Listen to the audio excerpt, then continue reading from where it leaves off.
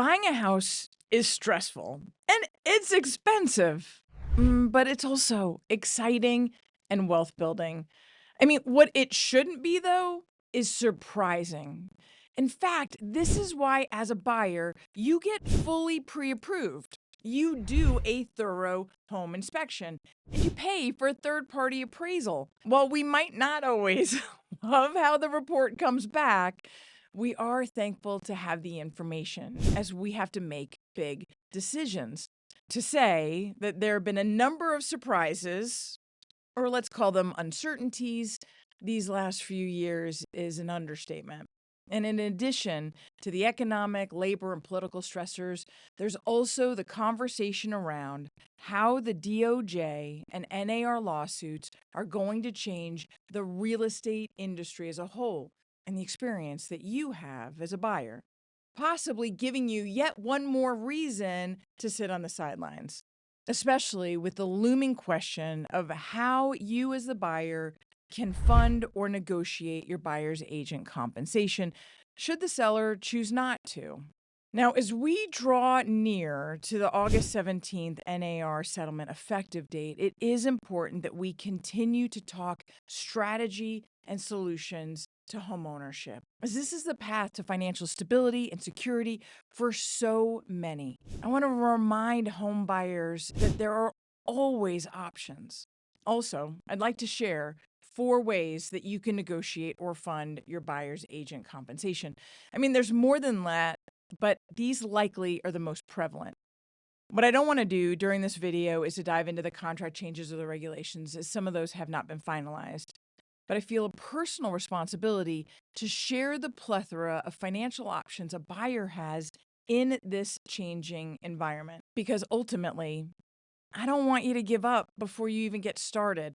I want you to be able to confidently go into the journey of buying your first home, a move-up home, or even your first investment property, understanding your options and what you can afford and the impact this purchase will have on your family's finances. But before we dive in, I have one ask. If you find this information helpful in building up your confidence and understanding of today's options, please share this with others who you know will appreciate the insights or who are starting their journey on buying a home.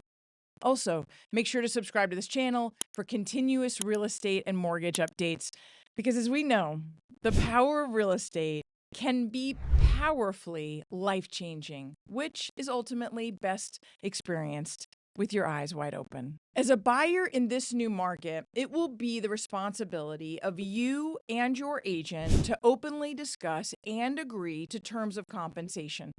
Much like the services provided by your CPA, attorney, financial planner, or physician, your real estate agent is providing an immensely valuable service, one that's helping you navigate the purchase of what is traditionally thought of as the most expensive and largest purchase of your life. While this service has traditionally been paid for by the seller, that assumption is no longer absolute. Understanding your options before you start your house hunt will give you, the buyer, the power to make the most aligned decision to your family's needs and finances. Many home buyers, especially when just starting out, don't have an abundance of liquidity to increase their cash at close. Yet, if you want to buy in today's market, you need to be as competitive as possible, especially if you're buying that specific house or in that specific neighborhood. And if that's important to you, you want to come out with your best foot forward. So you need to know, before you even get started, what options are available to you, as this aspect of the contract negotiations when buying a home will become as big a lever as negotiating the home sales price, your closing costs, or inspection items. With all of that being said, let's go through the 4 ways that you can negotiate or fund the buyer's agent compensation. Again, this is about options. It's about setting expectations and about feeling successful long after you've been given the keys. As a strategic lender, your purposefully and intentionally designed financial solution is as important to me as it is to you. All right, The first option, and the most traditional, will be to request that the seller cover a percentage or amount of the buyer's agent compensation. This would work similarly to asking the seller to cover a percentage or amount of your closing costs, including lender fees and title fees and the setting up of your escrows. However, asking the seller to provide a credit towards closing costs is limited to the interested party contribution limits. Now, those limits are determined by your occupancy status, the amount or percentage that you're putting down, and the loan type that you've chosen, whether it's conventional, FHA, VA, or USDA. Alternatively, covering the buyer's agent compensation is not limited to those same interested party contribution limits. The second strategy is adjusting your down payment or your cash to close. This option will be easiest for buyers with larger down payments from either the sale of a home, a gift, savings, 401k loans, or other investments. If you're putting more than the minimum 3% down for conventional or 3.5% down for FHA, you can apply some of that amount you've saved for the down payment towards paying all your fees and costs at closing, including your agent's compensation. This option will be a competitive advantage for homes that have multiple offers to choose from.